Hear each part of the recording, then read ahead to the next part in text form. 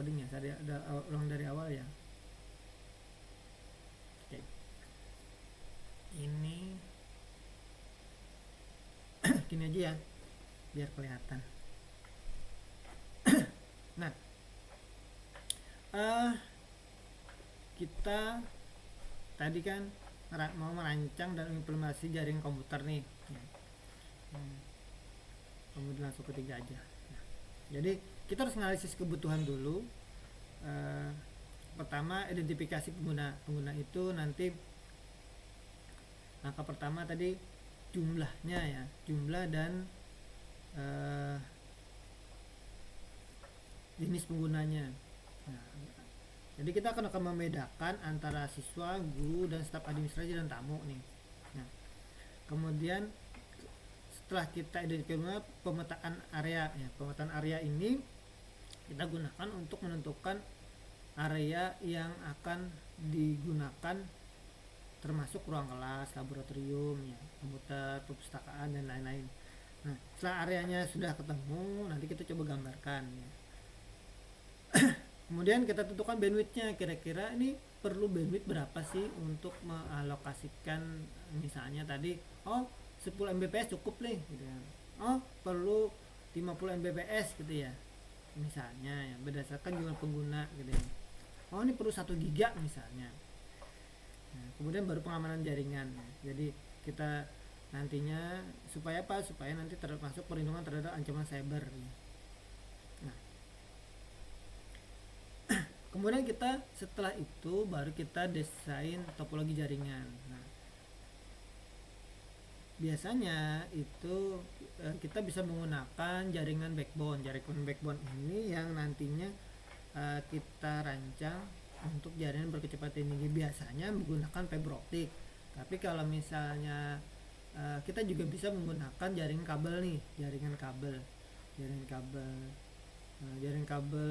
Tapi kabelnya tentu saja akan kita bedakan antara kabel yang masuk ke jaringannya misalnya di kelas dengan jaringan backbone. Nah, biasanya jaringan backbone ini kita gunakan Cat 6.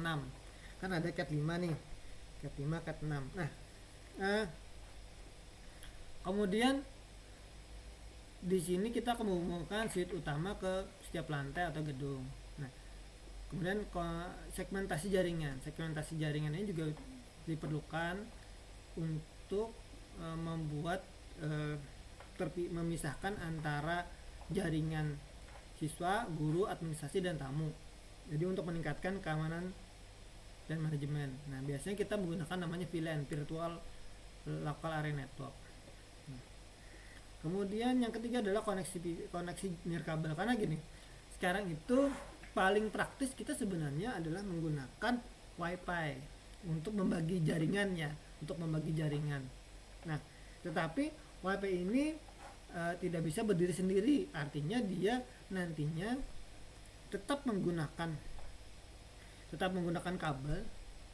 Nah, nanti dari kabel itu masuk ke WiFi itu yang akan membroadcast jaringannya, internetnya ya. Nah, jadi untuk itu kita harus menempatkan WiFi ini yang cari tempat yang optimal yang bisa terjangkau oleh semua tempat gitu ya.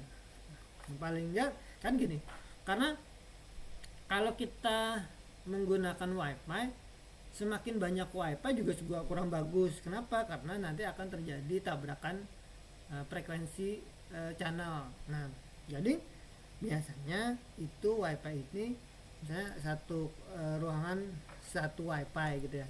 Nah, cuma WiFi ini juga ada beberapa jenis. Nah, salah satunya tadi kalau WiFi yang murah itu paling bisa terkoneksi dengan 10, 15 gitu ya. Nah, jadi sebaiknya gunakan WiFi yang bisa koneksi di atas 50 gitu ya. 50 gitu ya. Cukuplah satu kelas itu 50 gitu ya. Nah, ini tidak bisa juga kalau misalnya kita beli WiFi yang murah gitu ya. Nah, itu juga harus kita jadi tidak sembarangan kalau misalnya kita membeli WiFi-nya. Karena nantinya akan kita mau optimal. Jadi nanti akan mencakup yang luas dan handal di seluruh area sekolah. Nah, kemudian yang keempat adalah redundansi. Jadi implementasi jaringan redundan dan perangkat cadangan untuk meminimalkan downtime jaringan jika terjadi kegagalan perangkat. Jadi gini, nanti kita ada jalur backupnya, biasanya ya bisa digunakan jalur backup atau nanti kita misalnya kita punya 5 akses point, yang 5 ini 4 yang bekerja, 1 sebagai standby. Nah, standby ini tidak digunakan, jadi kalau misalnya terjadi apa-apa nanti yang standby ini itu bisa digunakan. Jadi supaya meminimalkan downtime jaringan jika terjadi kegagalan perangkat. Itu ya. Kemudian memilih peralatan jaringan. Nah, memilih peralatan jaringan itu karena kita menggunakan mikrotik ya, mikrotik dulu ya, mikrotik. Nah, mikrotik ini yang praktis gitu ya. Nah, kita jadi di mikrotik ini routernya itu banyak pilihan ya, banyak pilihan. Nah, banyak pilihan ini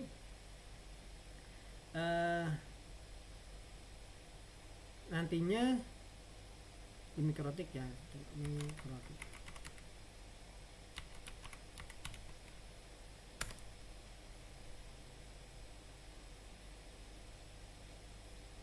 Ini mikrotik ya. Nah, mikrotik ini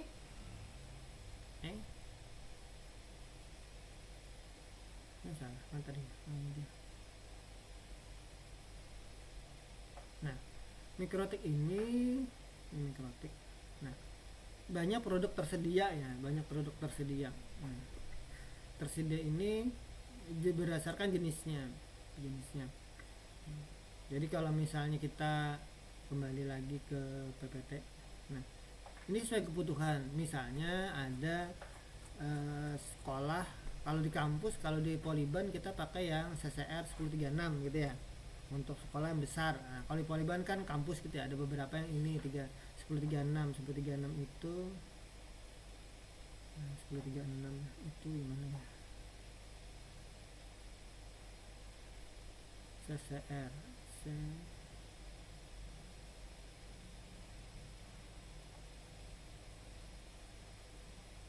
CCR. Nah, kita pakai yang 1036. Nah, itu nggak ada lagi. Ada lagi ya 1036 ya. Cek dulu deh. 1036. Ada dong pasti. Nah, ini dia. 1036 ya. Kalau di kampus itu, kalau di kampus kami pakai yang ini 8G ini 22 juta ya. Tadi ini habis nih. 22 jutaan. Nah, jadi ini tergantung kepada besar. Ada juga misalnya kalau yang di STKIP dulu ya, STKIP yang dulu, sekarang jadi UPK itu pakai yang 450.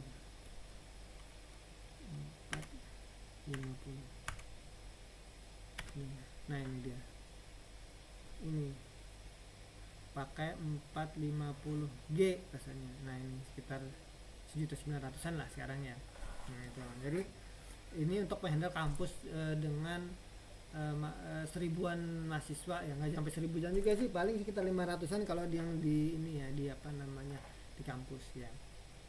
Nah, jadi ini tergantung kepada sekolahnya gitu ya. Nah, jadi pastikan router memiliki kapasitas yang cukup untuk menangani lalu lintas jaringan dan fitur keamanan yang diperlukan. Karena kita tidak bisa berharap dari misalnya komputer, agak susah men-settingnya gitu ya kalau dijadikan apa namanya, router. Nah, lebih praktis memang menggunakan mikrotik ya, bukan promosi tapi memang di mana-mana itu mikrotik itu dipelajari gitu ya, di sekolah SMK dan lain-lain gitu ya. Nah, kemudian switch. Nah, jadi switch ini ada yang namanya minus switch, gigabit untuk backbone dan distribusi ya. Sedangkan switch PoE untuk ini untuk bikin powernya WiFi dan kamera IP gitu ya. Nah, itu kalau misalnya backbone. Nah, backbone tadi backbone kabel ya. Kemudian untuk yang ruang kelas kita pakai switch yang biasa gitu ya. Switch yang biasa itu switch yang biasa itu paling yang kayak gini nih.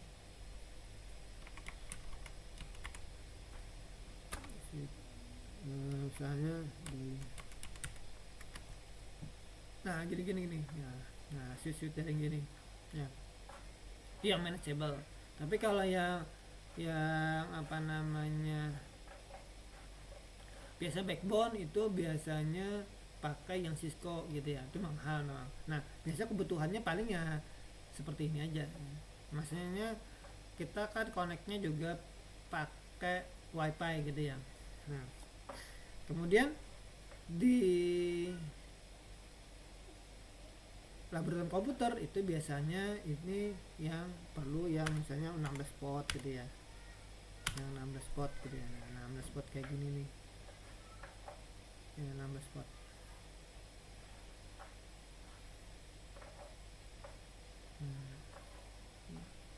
Dia mana ya,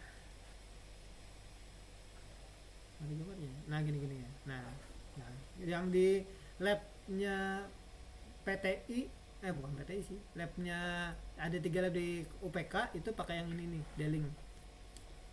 Deling 16 spot ya. Jadi ada 20 komputer, rasanya itu 2 buah ini ya, 2 buah switch. Nah oke, saya lanjut lagi. Kemudian akses point ini sekarang paling nggak harus mendukung yang namanya hampir semua ya, yang AC ya. AC ini bisa 2,4 sama 5 giga ya. Nah, atau WiFi 6 untuk kecepatan dan kapasitas tinggi. Nah, jadi memang ada WiFi yang cuman AN. Nah, jadi AN ini murah ya, paling 100 ribuan ya. Nah,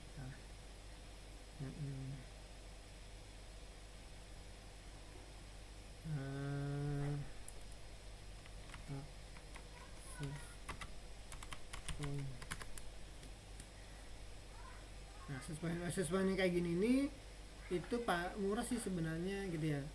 Tapi dia cuman bisa sampai 2,4 gitu ya. Nah, itu cuman paling 10, paling besar 15 yang bisa terkoneksi dengan jaringan ini.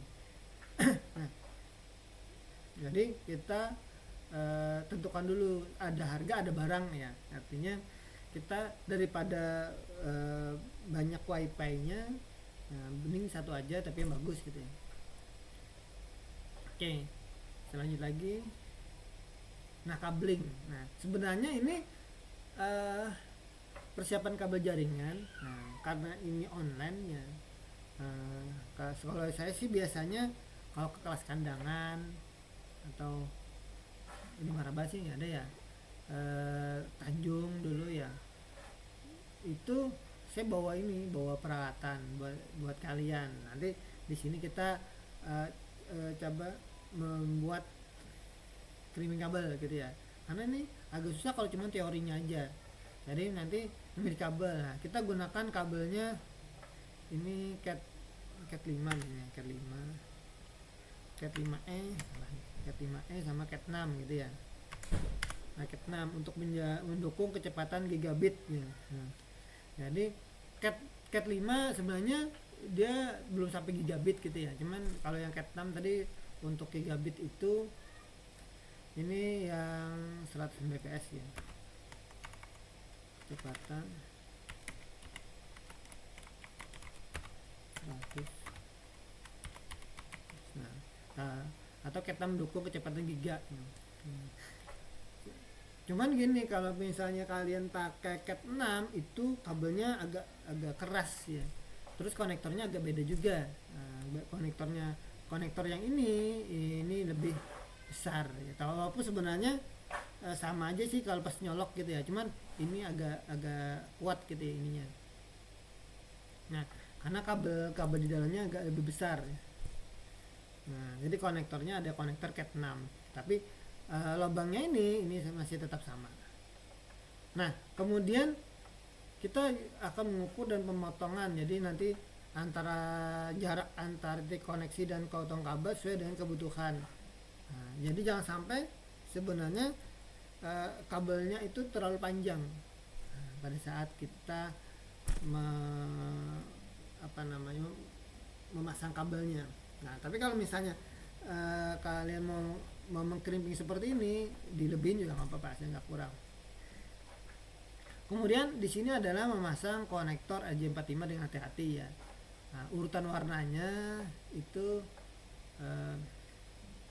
urutan warna itu nanti sebenarnya kalau misalnya praktek langsung lebih nyaman ya, karena itu kan ada apa namanya, warnanya ada 8 ini nanti harus hafal ya.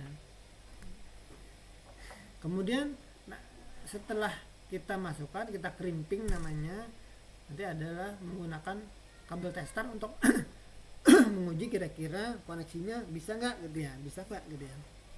8-nya itu 8 kabelnya itu kan di dalam kan ada kabelnya 8 nih, terkoneksi nggak, lampunya nyala semua nggak, nah itu pinnya udah benar belum gitu ya, karena ada koneksi cross sama straight namanya. Oke. Kemudian lanjut lagi kelewatan. Nah, setelah tadi apa namanya kita crimping, nah sekarang baru instalasi kabel. Nah, kita lihat dong perencanaan rutenya. Yang paling efisien yang mana? Kalau misalnya antar kelas nih, dari ruang, biasanya di lab komputer itu yang jadi servernya atau internet masuk ke modemnya itu sebaiknya ditaruh di lab komputer ya. Karena kalau misalnya di labnya guru, di ruang guru agak susah gitu ya, karena kan orang lewat lalu lalang gitu ya. Kalau bisa pun ada ruang khusus, sebenarnya ruang khusus yang hanya bisa dimasuki oleh administrator. Nah dari ruang khusus itu jadi tidak mengganggu aktivitas yang lain. Apalagi nanti taruh di ruang kepala sekolah katanya. Ruang kepala sekolah susah lagi, kita masuk kalau ada gangguan, Pak permisi Pak, apalagi pas ada tamu gitu ya, agak susah. Nah makanya biasanya kalau di ini ada ruang khusus yang nanti pengkabelan. Tadi kan kita sudah merancang kira-kira nanti areanya seperti apa. Berarti artinya kita tentukan rute kabel yang paling efisien untuk menghindari sumber interferensi dari elektromagnetik. Jadi jangan sampai nanti kabel itu satu jaringan dengan kabel listrik ya. Nah, itu nanti akan terjadi namanya interferensi. Jadi dipisah.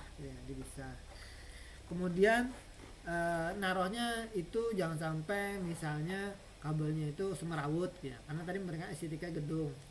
Nah, gunakan dana sekolah untuk merancang jalur kabel utama dan cabangnya.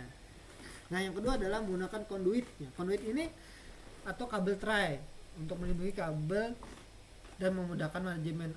Nah ini kan ini namanya conduit nih, yang ini nih. Ya, yang saya ini karena ini supaya apa? Supaya melindungi kabel. Jadi nanti di kabel, kalau di STKIP atau UPK itu saya sudah bikinkan conduitnya. Jadi nanti ada traynya. Jadi masukin kabel dalam situ. Nah, untuk memudahkan manajemen kabel. Nah, jadi nanti ukurannya biar di sana bisa masuk beberapa kabel ya. Karena tadi siapa tahu nanti pertumbuhan kabel jaringan seperti apa, nanti biar bisa masuk ke sana. Nah kemudian yang ketiga adalah labeling. Ini penting nih. Jadi diberi label pada setiap kabel di ujung-ujungnya dengan identifikasi unik. Nah, biasanya saya bikin di Excel, kemudian nanti dipotong-potong. Sebelum dipotong-potong di ini dulu di laminating ya, bisa dipotong. Nah nanti dibikin lubang, itu nanti dari penamaan itu masukin ke ujung-ujungnya. Supaya apa? Karena kan kabelnya banyak nih. Nah, misalnya kabelnya ini banyak nih, kalau kita tidak labeling, kita belum tahu ini kabelnya masuk ke mana. Ini kabel yang mana ya. Jadi ini penting ya. Walaupun sebenarnya ada alat printer labeling, cuman kan harus beli lagi ya. Kita kan kalau sekolah daripada beli itu lama, ya udah tulis nama kabelnya, kemudian masukin ke Excel, bikin dua, kemudian di print, laminating, bikin lubang. Nah, habis itu baru kita kabel piskan ke kabel kabel yang dituju. Nah, kemudian kita bikin dokumentasi ya instalasi kabel, termasuk lokasi patch panel, switch, motherboard dan lain-lain. Nah ini yang kemarin minggu kemarin saya tunjukkan ya, yang untuk misalnya Poliban, kemudian rumah sakit, kemudian STKIP dulu ya sebelum menjadi UPK, kemudian di lain-lain biasanya ya bikin dokumentasinya. Kemudian nah konfigurasi router mikrotik nanti akan saya saya contohkan gitu ya. Nah, konfigurasi dasar mikrotik itu seperti apa, nih ada di di samping saya biasanya sudah ada beberapa mikrotik ya. Beberapa mikrotik nanti kan kita uji coba. Nah, saya nanti akan satu lagi masuk, nanti akan saya videokan gitu ya. Nah, ini akses router, jadi hubungkan router ke komputer menggunakan kabel internet ya. Biasanya karena kabel internet, nah kita menggunakan Winbox ya. Bisa Winbox atau Webpick ya. Saya biasanya pakai Winbox ya untuk menggunakan alamat default. Nah, kemudian ngatur dasar, misalnya ngatur dasar perangkat, nama perangkat, zona waktu, password admin. Kenapa? Karena kita harus kalau misalnya itu usut di akses publik, itu password admin itu dirubah supaya orang tidak bisa masuk ke dalam router kita ya. Jadi kalau mikrotik itu kan defaultnya adalah usernya admin, passwordnya kosong, nggak ada kosong gitu ya, dikosongkan. Nah jadi pastikan, bentar ya ada telepon, jawab dulu ya. Halo, assalamualaikum. Iya.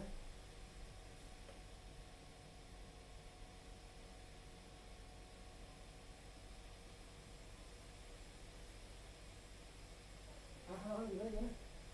Halo? Konfirmasi apa? Halo? Hah? Putus-putus?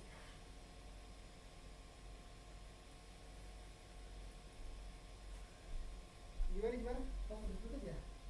Gimana? WhatsApp aja ya?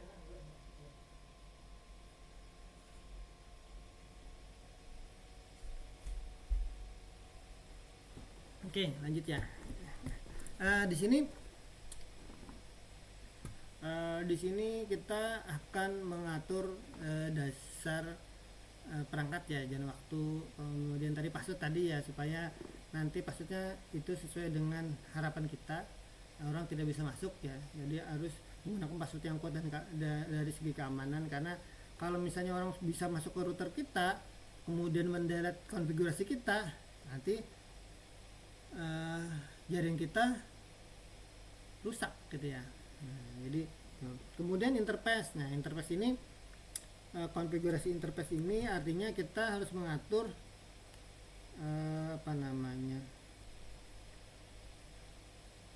berapa, biasanya kan kalau mikrotik, kalau yang ini kan ada misalnya ada 4 interface gitu ya. Nah, interface itu pertama mungkin nanti sebagai hotspotnya, kemudian ada yang untuk jaringan lab gitu ya.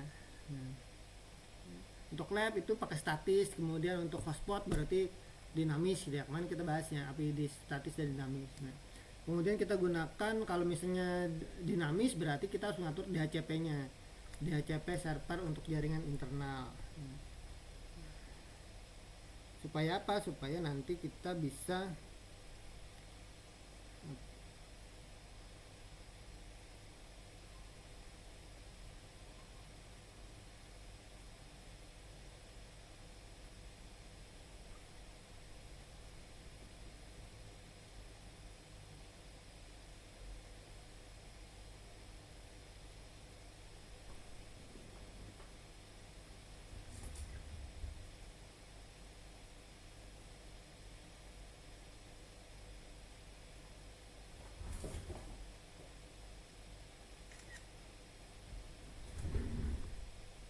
nah jadi DHCP ya. Kemudian kita lanjut adalah konfigurasi NAT dan routing.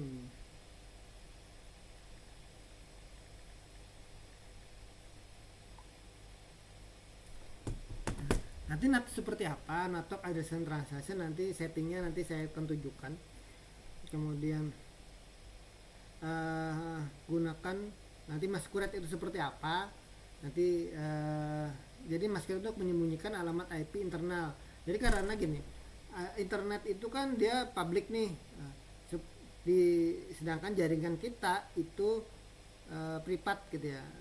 Nah, untuk bisa si IP internal ini connect internet itu harus kita sembunyikan, supaya serangan itu tidak langsung menuju ke IP privat. Nah, itu gunakan namanya masquerade gitu ya. Nanti settingnya seperti apa nanti saya tunjukkan deh. Nah, kemudian DNS nih, DNS. Jadi DNS setting, ya, DNS setting ini nanti akan kita gunakan supaya nanti kan kalau misalnya kita setting manual itu ada setting DNS ya di klien. Nah, kalau di HCP nggak perlu karena kalau itu sudah otomatis DNS itu akan dimasukkan. Nah, biasanya DNS itu dari SP-nya. Nah, kalau tidak tahu berarti kita pakai DNS-nya Google 8888 gitu ya. Nah, kemudian ada lagi static routing ya. Ini biasanya digunakan untuk menghubungkan jaringan yang berbeda atau untuk mengarahkan lalu lintas khusus. Jadi misalnya tadi dengan pilihan tadi, oh ini jaring ini sama jaring ini biar bisa terkoneksi pakai static routing.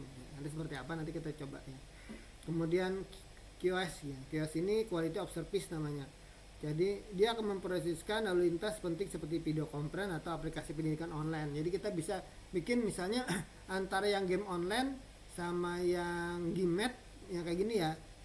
Game meeting itu yang dilalui duluan yang mana dulu? Oh ternyata kita aplikasi pendidikan misalnya.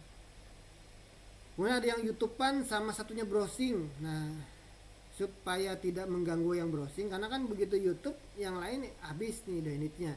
Nah, supaya itu ada skala prioritas gitu ya. Kemudian nah ini konfigurasi firewall interkotik ya. Jadi nantinya dia akan membuat filter lalu lintas masuk dan keluar, blocking port yang tidak diperlukan, batasi akses layanan tertentu ya. Kemudian ada NAT-nya, address list-nya dan logging-nya. Nanti ini nantinya kalau NAT ini misalnya web server atau aplikasi yang perlu diakses dari luar gitu ya, kita pakai NAT. Nah ini nanti saya coba praktekkan ya, karena beberapa servernya di Polyban itu pakai NAT ya. Kemudian address list ya, kita buat list aturan firewall. Misalnya IP ini bisa mencakup IP yang diblokir atau diizinkan gitu ya. Kemudian logging, membantu memecahkan masalah audit keamanan. Kita lihat kan activity logging lognya apa gitu ya.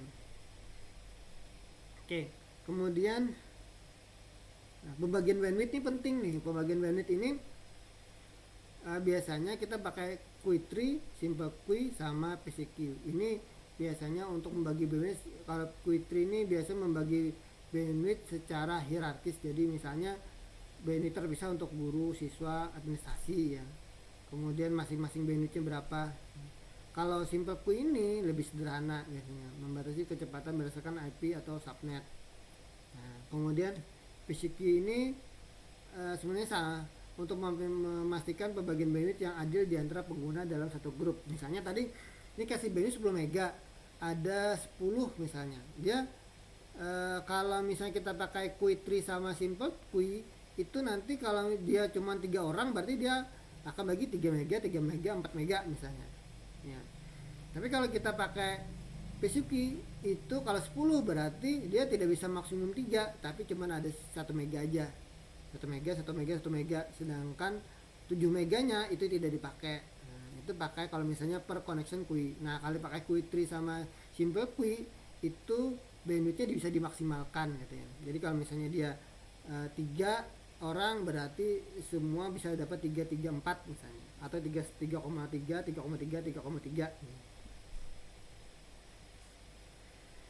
Kemudian VLAN. Nah, VLAN konfigurasi VLAN untuk segmen jaringan itu memisahkan antara VLAN siswa, guru, administrasi sama tamu ya. Jadi nanti si VLAN ini dia punya segmentasi berbeda ya.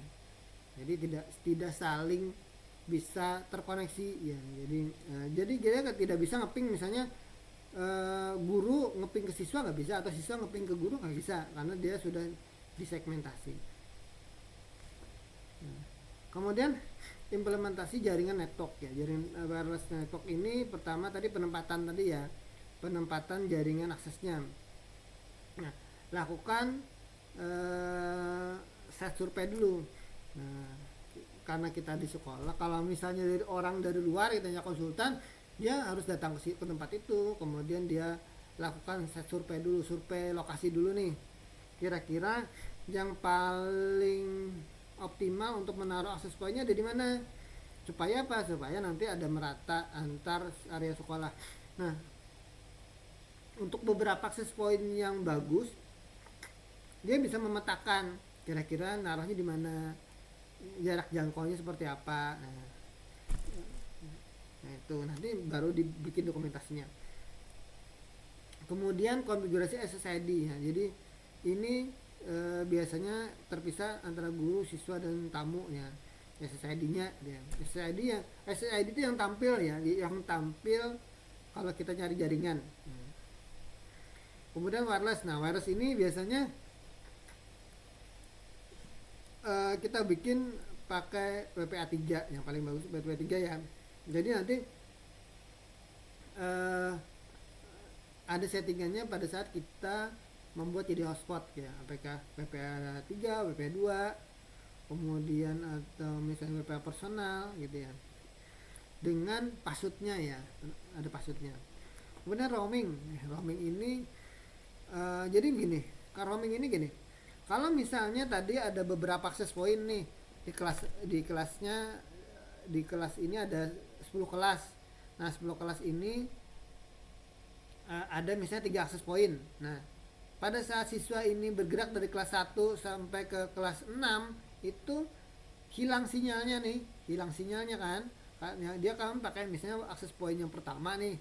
Nah, sampai dengan ruangan 5 itu masih ada, tapi ruangan 6 udah hilang. Nah, di ruangan 6 ada akses point kedua yang menyambut. Jadi dia tidak perlu mendaftar lagi ke mana, ke akses point kedua, dia bisa langsung. Jadi seperti tidak terputus ya. Ini sama juga seperti yang operator seluler ya. Kalau kalian bergerak misalnya dari perjalanan nih, sebenarnya itu dia pindah-pindah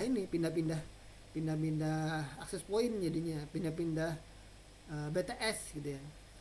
Tapi kalian tidak merasa ya. Itu namanya roaming. Oke, lanjut lagi.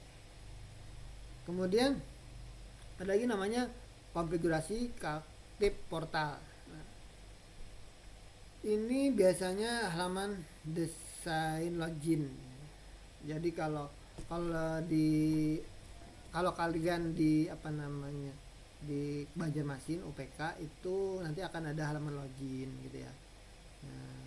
Nah, halaman login, kemudian nanti ada tampilannya ya. Itu kita bisa bikin logo sekolah, informasi penting di situ ya. Kalau di UPK ya, kalau kalian datang UPK gitu ya. Nah, kemudian setelah login nanti tentu saja di autentifikasi pengguna. Oh, ini bener gak orangnya? Ada nggak? Ya, di sana passwordnya itu bisa nggak login berhasil tidak? Ya, kalau misalnya dia salah password, maka dia tidak akan bisa login gitu ya. Nah, ini autentifikasi pengguna namanya. Kemudian nanti setelah ini adalah kebijakan penggunaan. Jadi tampilan syarat ketentuan pengguna jaringan. Jadi misalnya tidak bisa mengakses situs-situs tertentu misalnya. Nah, kemudian ada lagi namanya manajemen sesi. Sesi ini jadi gini, pada saat kita connect dengan internet dengan wifi atau dengan jaringan ini, nanti ada namanya sesi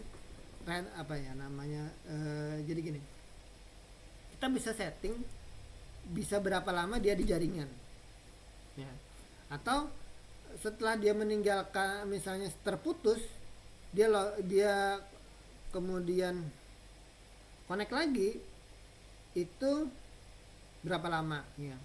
Kenapa? Karena gini, akses point misalnya dia akses point itu ada 10 yang bisa koneksi ya.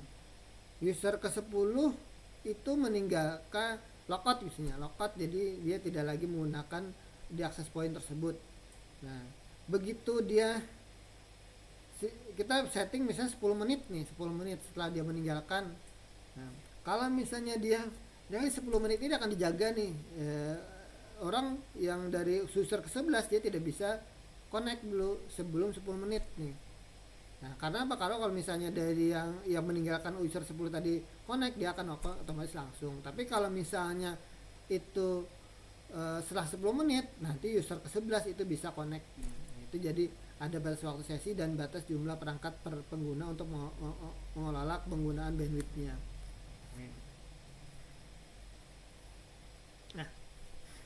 Nah, setelah login masuk, kita juga bisa setting implementasi filtering konten. Nah, filtering konten ini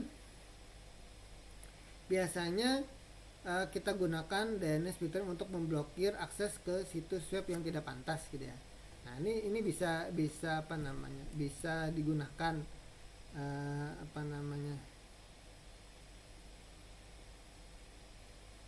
kalau misalnya kita menggunakan DNS filtering. Jadi ada beberapa misalnya tadi itu OpenDNS gitu ya. Nah, ini dia memblokir situs-situs tertentu. Ya.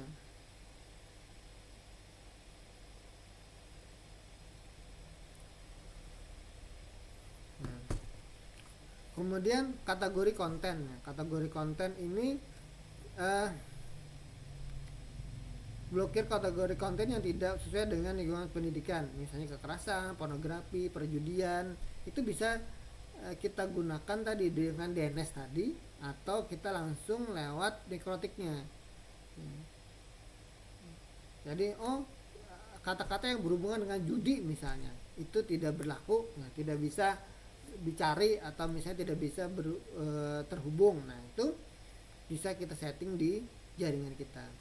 Kemudian kita bisa bikin namanya daftar whitelist sama blacklist ya, situs-situs pendidikan yang disetujui dan tidak setujui ya. Nah, jadi misalnya kita punya list daftar website yang biasa digunakan, itu hanya siswa yang bisa menggunakan itu, jadi dia tidak bisa buka Google, tidak bisa yang buka yang lain gitu ya, tapi hanya bisa membuka daftar website yang sudah kita listkan gitu. Nah, itu juga bisa ya. Nah, kemudian ada lagi konfigurasi monitoring dan logging. Ini penting soalnya. Jadi di sini kita bisa mengaktifkan Nmap atau ada router mikrotik dan perangkat jaringan lainnya. Ini misalnya kita pakai Nagios atau PRT untuk memantau kinerja dan persediaan perangkat. Nah, perangkatnya ada monitoring nih. Sehingga nanti kalau misalnya ada router yang mati, itu nanti kita bisa tahu gitu ya. Kemudian syslog server. Jadi konfigurasi syslog server pusat untuk mengumpulkan log-log dari semua perangkat jaringan. Ini memudahkan analisis dan troubleshooting. Jadi gini, dengan syslog server ini kita bisa tahu user ini connect-nya pakai username siapa, karena kan ada username-nya nih.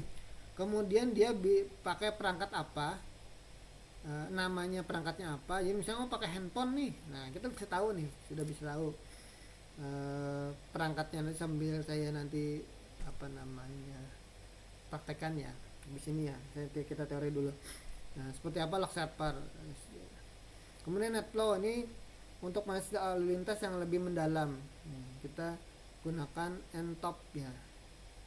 NG untuk memperoleh dan analisis pola penggunaan jaringan. Nanti kita bisa memperoleh ternyata jaringan ini menggunanya siapa gitu ya. Kemudian dia bandwidthnya kepake berapa gitu ya. Nah, kemudian ada lagi alert system. Jadi konfigurasi sistem peringatan untuk memberitahu administrator jika terjadi masalah atau anomali pada jaringan, seperti penggunaan bandwidth yang tinggi atau downtime perangkat. Nah itu juga bisa ya, tergantung perangkatnya ya. Kalau di handphone saya dapat biasanya dapat peringatan, oh ini access point ini tiba-tiba mati gitu ya. Dia langsung dapat notifikasi ke handphone, oh ini perangkat ini mati gitu ya.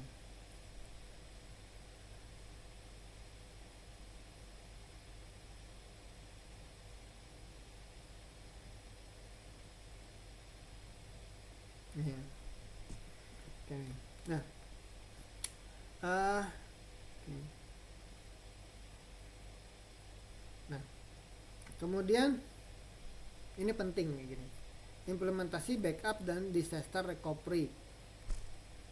Nah, ini sebenarnya global ya. Artinya kita bisa membackup konfigurasi ya. Jadi di Mikrotik itu ada backup ya. Di backup otomatis untuk mengkonfigurasi router Mikrotik dan kalau dan itu bisa kita download ya, disimpan di backup di lokasi aman dan terpisah misalnya. Nah, kemudian supaya apa? Pada saat misalnya nih terjadi, kita kan tidak tahu nih di tempat kita kan sering terjadi pemadaman atau listrik yang tidak stabil, tiba-tiba mikrotiknya rusak. Nah, kemudian kita sudah mengkonfigurasi lama di sana, username-nya sama banyak banget di sana.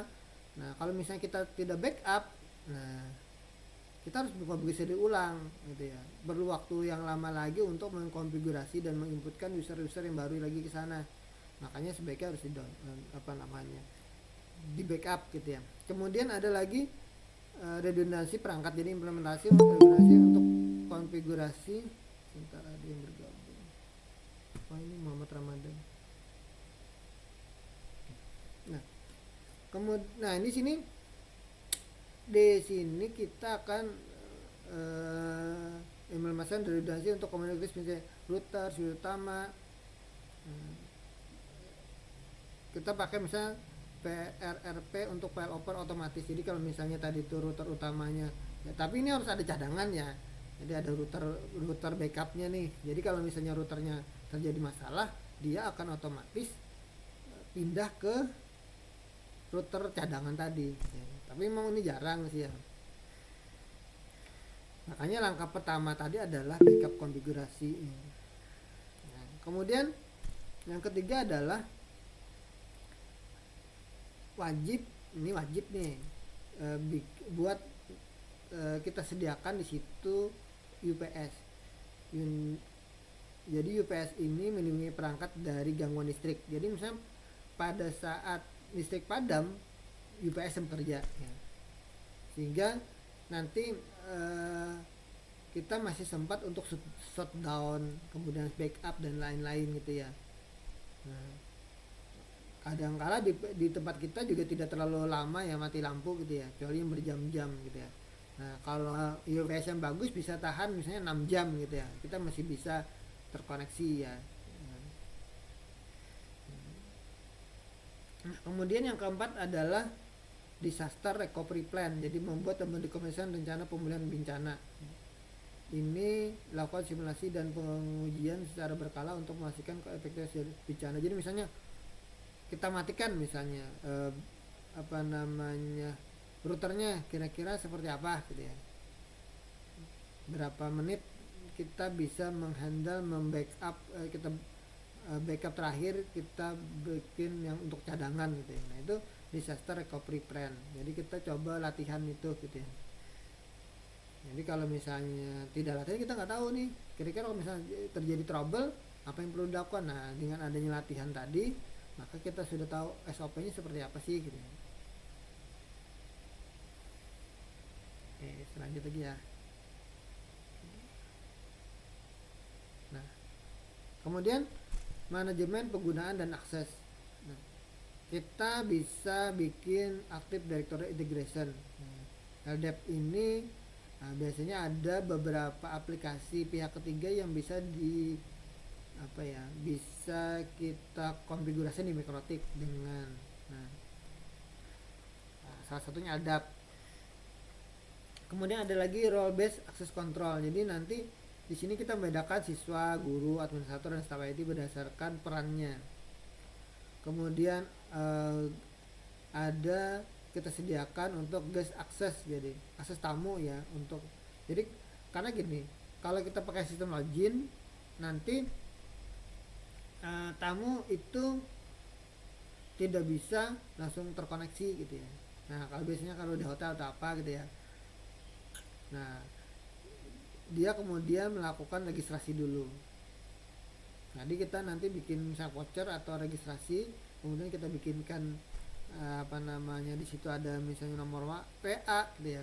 Nah, nanti vouchernya itu akan masuk ke nomor WA terdaftar. Nah, kita bisa mengatur kontrolnya jadinya. Oh, ternyata tamu ini misalnya bisanya cuma 1 jam misalnya. Kemudian kita bisa terapkan multi-factor authentication untuk keamanan jaringan gitu ya. Jadi misalnya pakai koneksi dengan, jadi misalnya OTP atau yang di email gitu ya, dia harus menginputkan emailnya, atau misalnya di email itu nanti diklik link baru nanti bisa login misalnya. Oke, kemudian optimalisasi kinerja jaringan. Yang pertama ada traffic shaping. Jadi ini biasanya berdasarkan optimalisasi penggunaan jaring bandwidth ya. Ini seperti video kompresi, aplikasi pembelajaran online gitu ya. Kemudian caching ya, ini mempercepat akses ke situs web yang sering dikunjungi, jadi tidak perlu lagi misalnya dia sedang membuka web tertentu misalnya. Nah, karena sudah terbuka itu nanti kita bikin proxy server. Nah, nanti dia tidak langsung internet tapi langsung masuk ke proxy server aja dulu untuk mengurangi penggunaan bandwidth yang meningkatkan opsional. Kemudian load balancing. Ini misalnya kalau kita gunakan beberapa ISP. Kalau beberapa ISP itu kita gunakan load balancing. Nah, ini misalnya ada 2 ISP, misalnya satunya IndiHome, satunya Excel gitu ya. Ya, nanti ke sekolah itu kita bisa gunakan ini 2 ini gitu ya, dengan load balancing.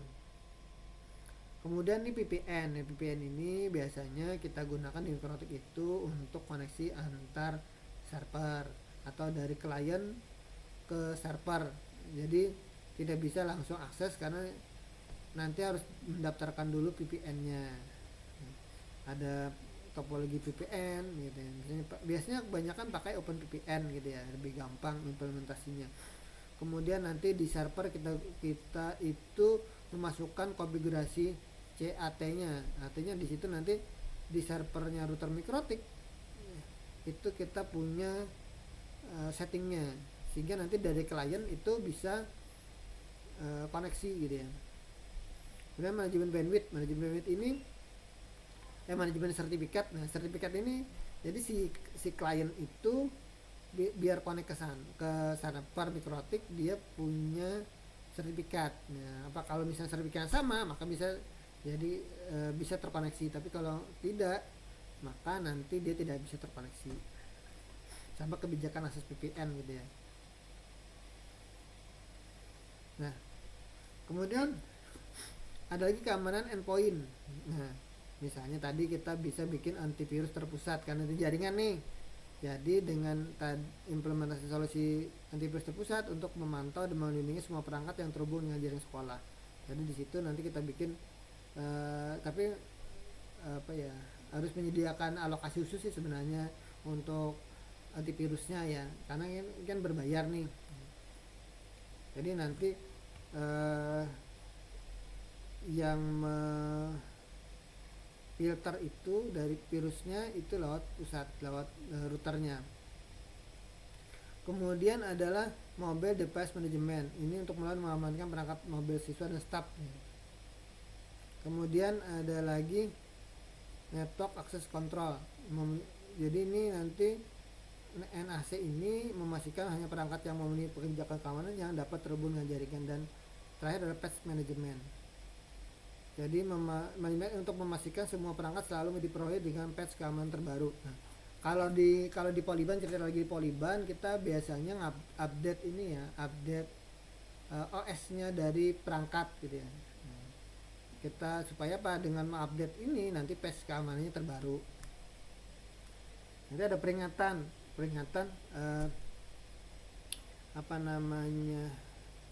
bisa terkoneksi enggak gitu ya. Nah, kemudian integrasi sistem pembelajaran online. Nah, ini misalnya tadi integrasi LMS kayak Moodle, Classroom dengan infrastruktur jaringan ya. Jadi nanti kita bikin whitelistnya. Nah, supaya bandwidth yang cukup dan prioritas lalu lintas untuk akses yang lancar. Nah, jadi kita bikin whitelistnya. Kemudian video conference, nah biasanya ini Zoom, Microsoft Teams gitu ya. Nah, jadi pada saat siswa atau guru melakukan itu, maka dia mengoptimalkan QoS-nya, quality of service-nya, untuk menuju jaminan kualitas dari audio dan video yang baik. Dan ini adalah content delivery-nya. Jadi implementasi soal content delivery untuk materi pembelajaran digital. Kemudian ini manajemen bandwidth untuk aplikasi pendidikan, itu implementasi aplikasi, prioritas bandwidth, batasan aplikasi non esensial, dan monitoring pengguna. Ini ada di manajemen bandwidth, sehingga nanti ini aplikasi ini misalnya sudah masuk ke whitelist, jadi nanti dia mengidentifikasikan aplikasi pendidikan di sekolah yang digunakan sekolah. Nah, dengan begitu, dengan ada the whitelist, nanti dia akan membuat prioritas bandwidthnya paling utama. Misalnya prioritas pertama adalah LMS misalnya, karena sekarang misalnya di sekolah lagi ujian online ya, ujian online. Nah, itu dia prioritas ke sana dulu. Nah, prioritas yang berikutnya misalnya tadi itu ini ada browsing, ada download file besar segala macam, itu nanti dulu gitu ya, supaya nanti kita bisa memenuhi ujian dengan lancar ya. Kemudian pembatasan bandwidth untuk aplikasi non-sosial atau hiburan tadi ya, itu selama jam sekolah misalnya tidak bisa sosial media atau tidak bisa YouTube gitu ya. Nah, tapi masih bisa untuk Zoom dan meeting gitu ya. Nah, itu batasan-batasan itu bisa kita gunakan supaya nanti bandwidth yang digunakan benar-benar optimal. Nah, kemudian adalah monitoring pengguna, jadi pantau pengguna bandwidth per aplikasi untuk mengoptimalkan alokasi dan pengidentifikasi tren pengguna.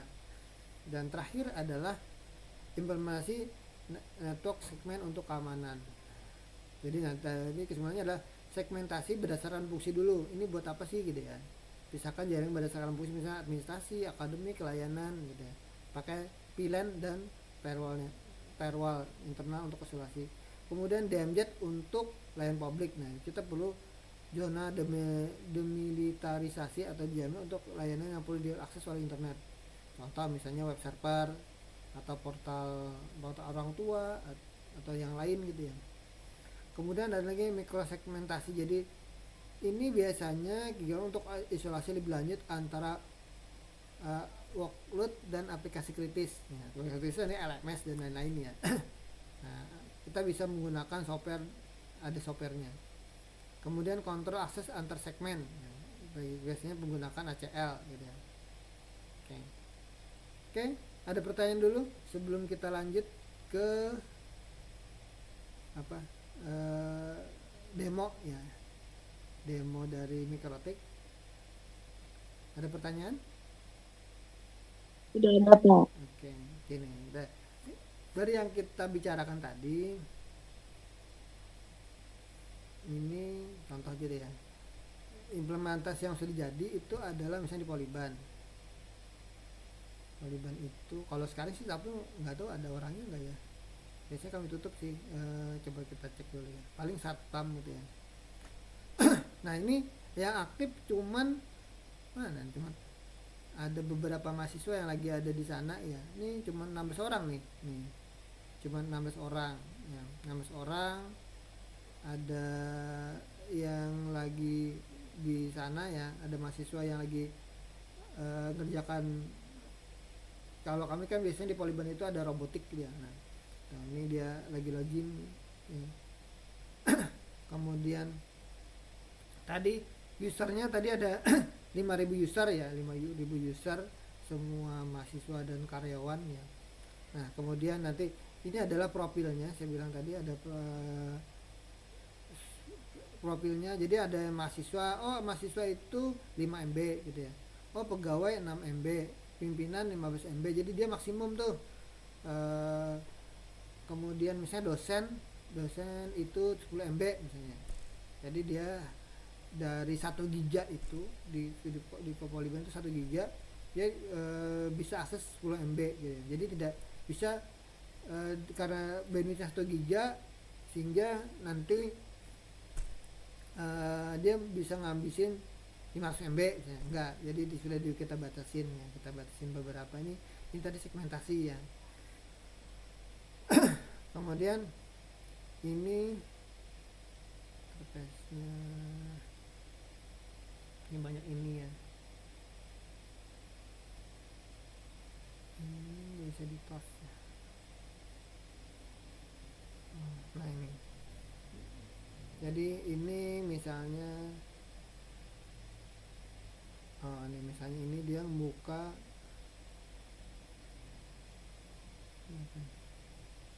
ini gitu ya, dia larinya ke sini, kita buka dulu IP-nya, ini kan banyak nih.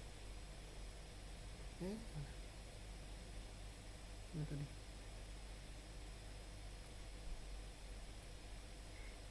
kita buka dulu IP-nya, IP berapa sih gitu ya.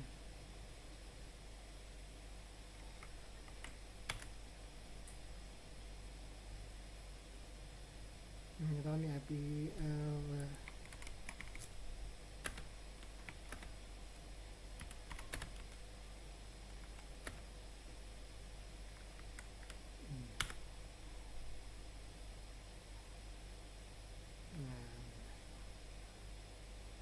tadi kan IP yang digunakan itu kita bisa tahu nih mahasiswa ini dia ngehubungi siapa sih gitu ya.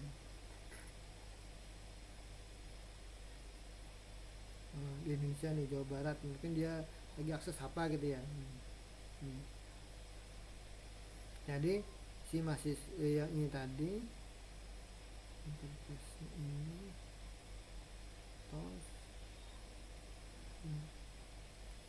ini bandwidthnya itu paling besar itu tadi misalnya ini ya, 45 nih ya tadi ya. Oh dia ternyata ada koneksi kemana gitu ya. Nah kalau di sini lognya, nah ini lognya, jadi mahasiswa ini nanti user siapa masuk ke sebagai apa gitu ya. Nah ini login pahit, username-nya, password ini. Nah ini ada ininya, ada apa namanya, ada lognya tadi itu yang ada lognya ya, tanggal sekian nih, tanggal berapa, 16 November jam 11 ini masuk kemana gitu ya. Kemudian itu ya. Oke, itu ada pertanyaan?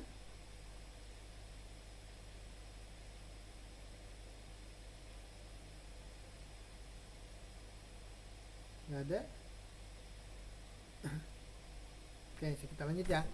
Nah, di sini saya akan coba contohkan ya, jadi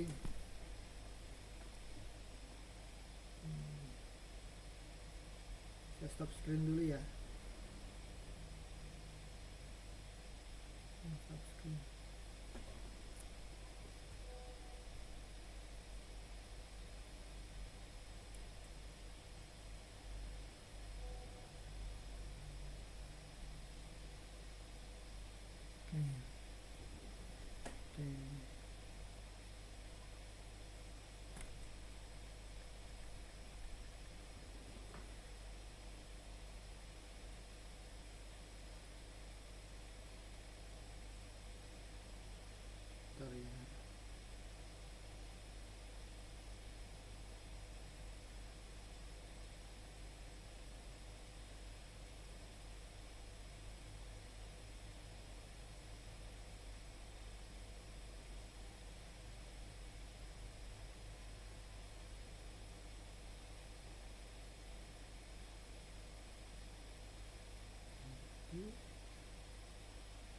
Kita coba connect dulu ya pakai handphone.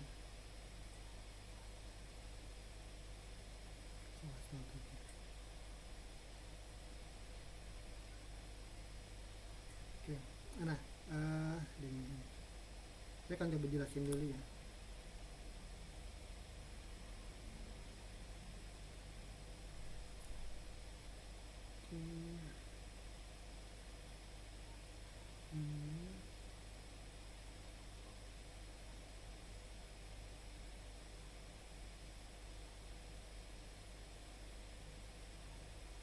saya bingung kabel kamu.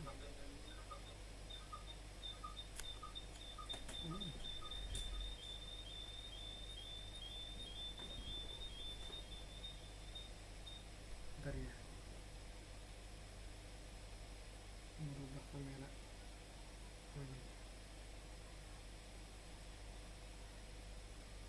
Latar belakangnya ini.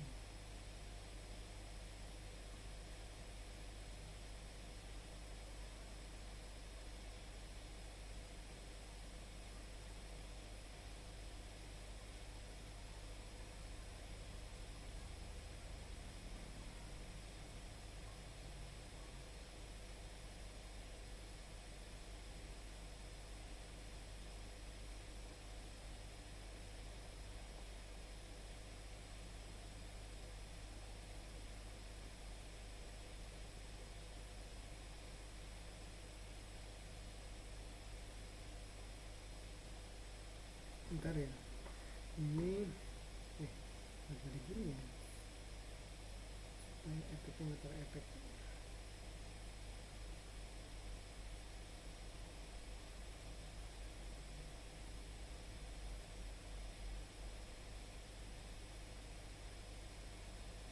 Nah, jadi kelihatan ya ini. Nah, saya coba share screen dulu.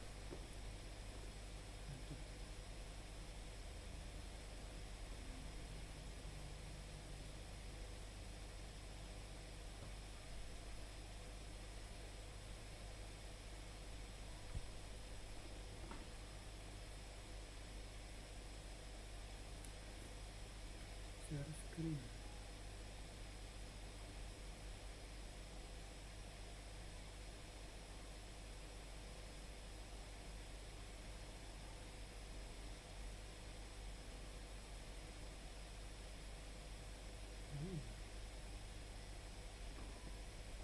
Nah,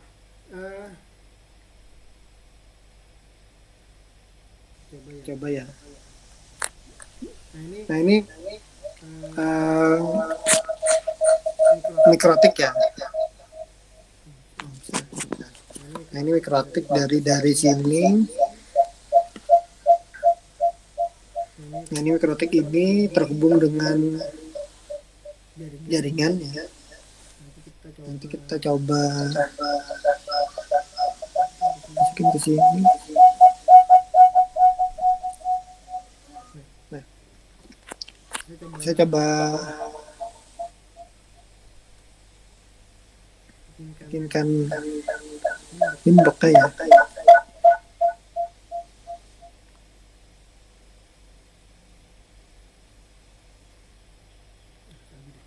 Jadi nah ini jadi gini, saya share screen dulu nih.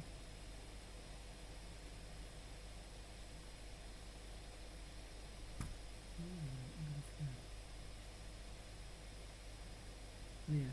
Nah, mikrotik tadi. Oke.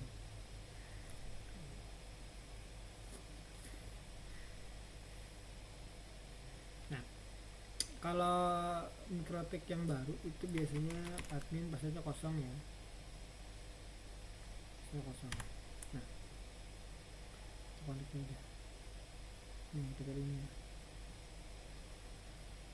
Ini terhubung dengan mikrotik yang tadi.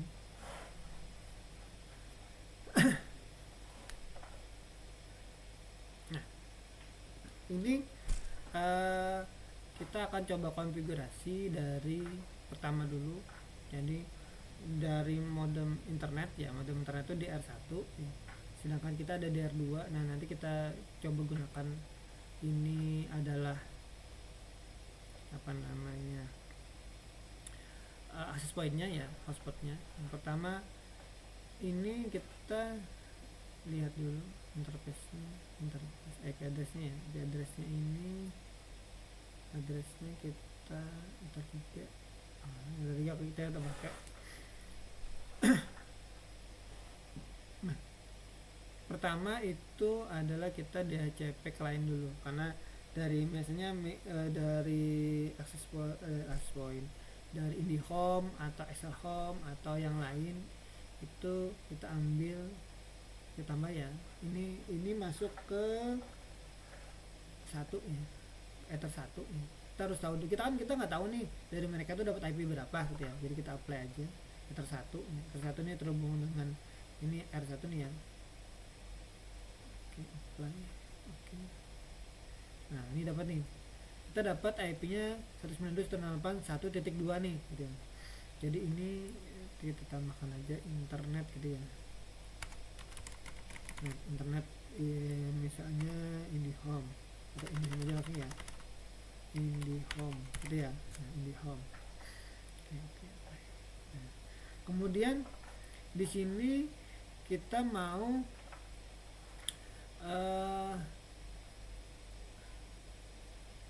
internetan gitu ya, internetan itu nanti kita pakai yang, kalau supaya tidak mengganggu kita pakai yang apa namanya, tab aja iPad aja. Yang ini nantinya ini kita setting dulu. Pertama settingnya adalah, karena ini kita tidak praktek ya, tidak ada praktek offline gitu ya, akhirnya nanti kita, ini saya simulasikan aja biar kalian tahu, paling enggak kalian itu nanti sudah tahu jaring komputer itu setting MikroTik itu seperti apa gitu ya. Nah, kalau di kelasnya online apa offline itu biasanya saya dari clipping kabel, jadi bagaimana mengkrimping kabel, kemudian bagaimana tadi setting jaringan seperti ini, kemudian mengkoneksikan dengan jaring masing-masing. Nah, jadi IP-nya tadi adalah kita sudah dapat addressnya adalah ini ya. Kemudian kita pengen IP addressnya 2, jadi kita tambahkan lagi ini misalnya 192.168 misalnya 3.1/24 ini. Jadi kita segmen kita ini yang ether 2 itu ether 2 apply aja. Oke. Nah, ini ether 2 ini misalnya jaringan kantor misalnya. Kantor. Nah, kantor. Oke. Oh ya, ini sebagai kantor ya. Nah, setelah ini kita setting adalah DNS-nya. Nah, DNS-nya sudah dapat sebenarnya nih. DNS-nya ini ya, ini DNS-nya dari IndiHome. Sebenarnya kita bisa tambahkan 8.8.8, tapi kalau dinamika sudah ada, kita tinggal klik allow ya. Kita nanti allow ini artinya nanti pada saat nanti si klien itu terkoneksi, itu dia sudah juga sama mendapatkan DNS yang seperti ini gitu ya. Nanti kita coba buktikan ya. Kalau remote request gitu ya. Oke, ini sudah. Nah, sekarang setelah setting DNS, ini adalah setting root ya, rootnya. Setting root. Nah, setting root ini yang ini nih, yang kosong-kosong ini kita matikan aja dulu, delete dulu, kita tambahkan yang baru. Nah, ini tetap gateway-nya itu adalah pakai IndiHome ya. Ini IndiHome nih. Ini IndiHome. Gateway-nya IndiHome karena kita pakai gateway-nya yang dari internet. Nah, kita apply aja nih. Nah, harusnya dia koneksi adalah AS. Nah, ini sudah automatic static. Nah, ini IndiHome nih. Udah. Nah, kemudian baru yang kayak bilang tadi, kita setting firewallnya yang masquerade tadi untuk melindungi dari jaringan di luar. Jadi IP firewall, kita NAT. Nah, NAT ini kita tambahkan SR address, destination addressnya adalah ini bukan ini nih, out interface-nya adalah IndiHome ya. SRNAT, out interface IndiHome, kemudian actionnya adalah masquerade. Masquerade nih. Nah, apply. Oke. Nah, sudah. Kemudian di sini kita coba ping dulu, ping Google mau nggak? Masih RTO ya. Nah, ini tidak ada yang mau ya. Nah.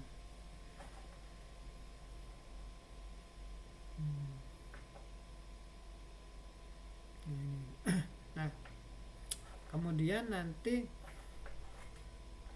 ini karena kita mengakses pakai access point, maka ini kali kan pakai jaringan ini nih, jaringan apa namanya, jaringannya si,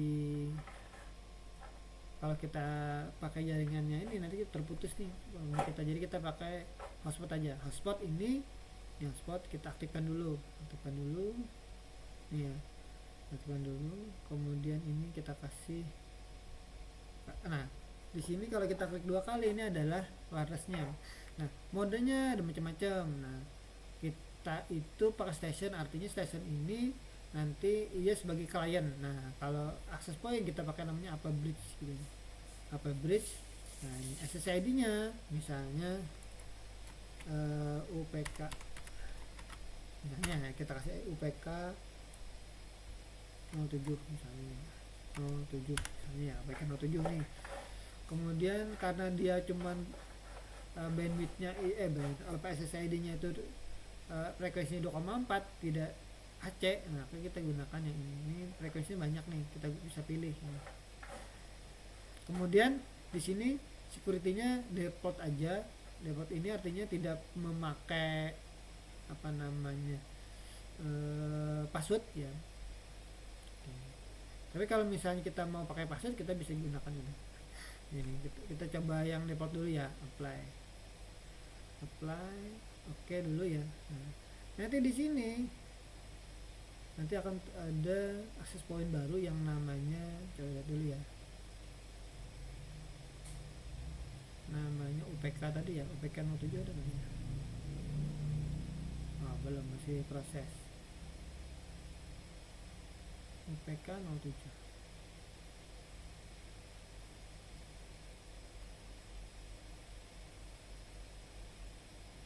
belum ya, perlu ini dulu, nanti akan keluar UPK 07 harusnya di sini, karena kita sudah men-setting ini sebagai AP bridge apply oke.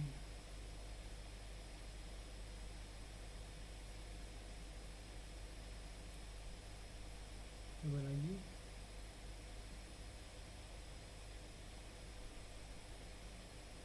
belum mau ya, kita cek dulu di handphone Anda sudah ada belum.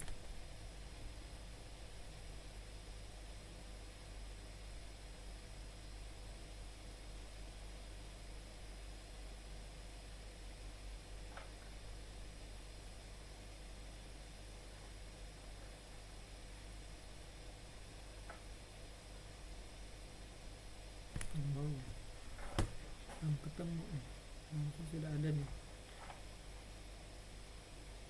AP bridge 2 giga, frekuensinya mungkin tabrakan ini nggak mau nih. Oh ini HTSSD ya. Oke, apply. Jadi kita tidak hide dulu.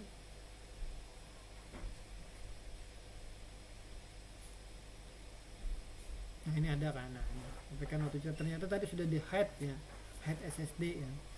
Nah ini sudah ada nih mereka. Jadi ini tanpa password nih, jadi kalau kita connect dia langsung tanpa password. Tapi kalau misalnya kita tadi mau kita password nih, berarti jadi masuk ke wireless. Di sini ada namanya security profile. Nah security profile ini kita tambahkan, bikin profile misalnya UPK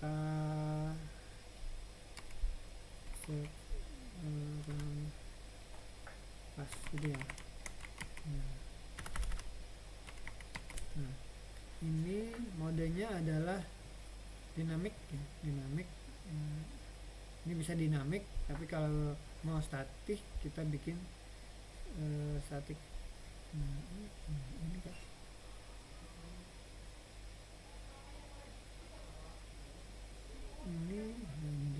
ini dinamik aja ya, dinamik. Ini kita kasih passwordnya. Ini misalnya kita pakai ini BPSK, nah kita di sini kasih passwordnya misalnya 1234567 misalnya ya. Oke, di apply. Oke. Nah, kemudian di sini yang tadi harus kita wirelessnya kita kasih ini ini UPK password nih, defaultnya, profilnya, apply, oke. Nah, nanti kalau sudah berarti ya kalau misalnya kita koneksi dengan UPK, nih UPK nih, nah ada ininya nih, ada gemboknya nih, berarti dia apa namanya, koneksi ini harus ada passwordnya nih. Nah ini kalau saya pastikan kalau lagi nanti terputus nih soal ini itu ya. Nah jadi ini setting dasar dari Mikrotik ya, yang biasanya nanti akan bisa berguna untuk kalian ya. Nah ini jadi di Mikrotik ini sebenarnya banyak yang bisa kita explore gitu ya, yang tadi gitu ya. Oh ini firewall nih, firewall kita tambahkan misalnya kan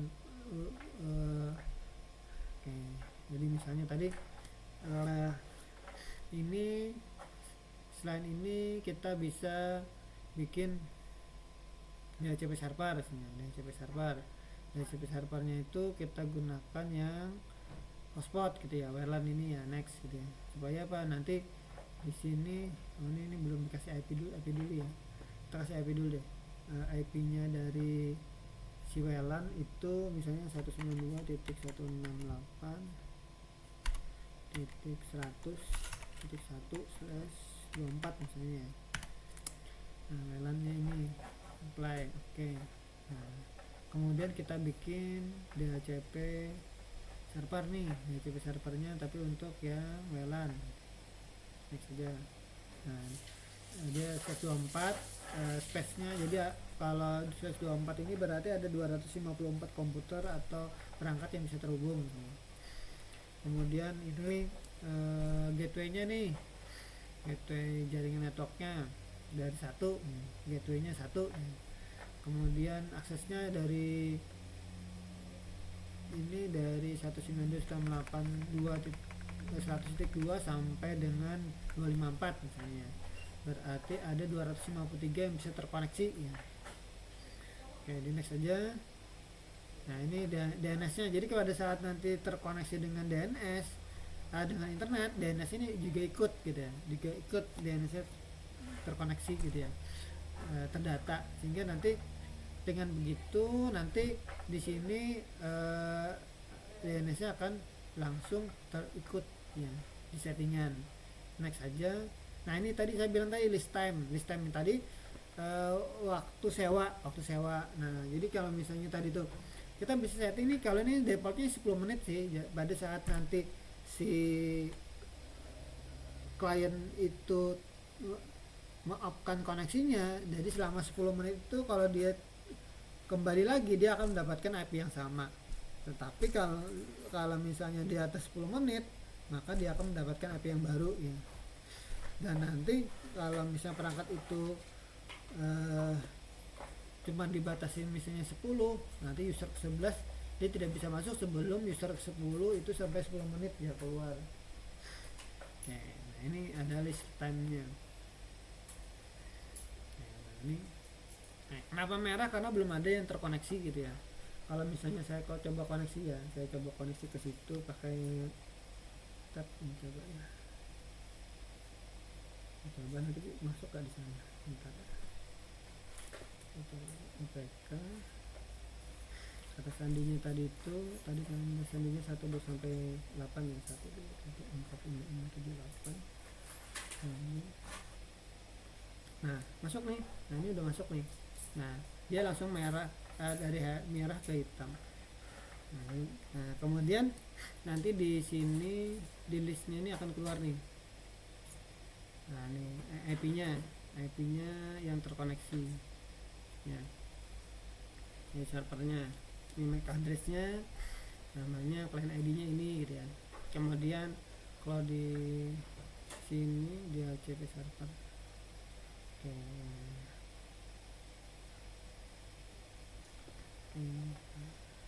Ini ya sudah terkoneksi.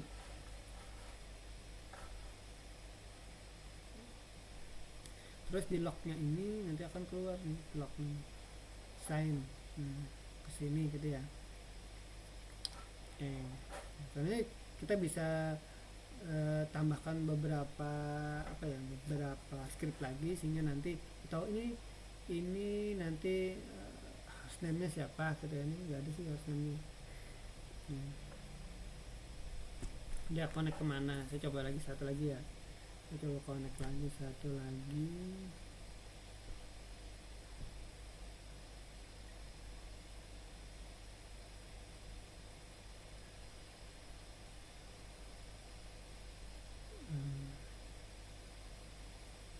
Coba ya, saya coba koneksikan satu lagi,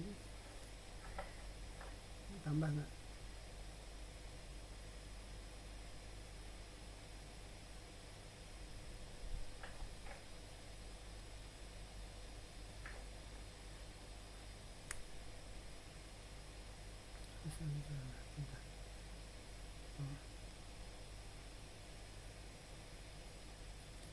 Nah, satu lagi connect ya nih. Nah ini, dan dia aktifnya langsung keluar ininya. Dia kalau pakai handphone, oh ini Realme C15 misalnya. Kalau ini saya pakai iPad ya. Nah, kadang-kadang kalau yang Apple gini dia tidak apa ya, tidak aktif hostnya nggak dijalani gitu ya. Biar tersembunyi ya. Nah, tapi kalau misalnya tadi itu beberapa Android dia mengeluarkan ini gitu ya, aktif hostnya gitu ya. Oke, mungkin itu ya sementara yang bisa saya sampaikan. Ada pertanyaan? Nanti sambil, mudah-mudahan minggu depan itu sudah apa ya, sudah bisa ini, sudah bisa ada nama kalian gitu ya, nama kalian, sehingga nanti kita bisa apa namanya, masukin ke absensinya, kemudian juga saya bisa kasih nilai gitu ya. Oke, ada pertanyaan dulu sebelum saya akhiri. Nanti seperti biasa untuk apa namanya, hasil dari rekaman ini nanti akan saya upload di YouTube ya. Ada pertanyaan sebelum saya akhiri?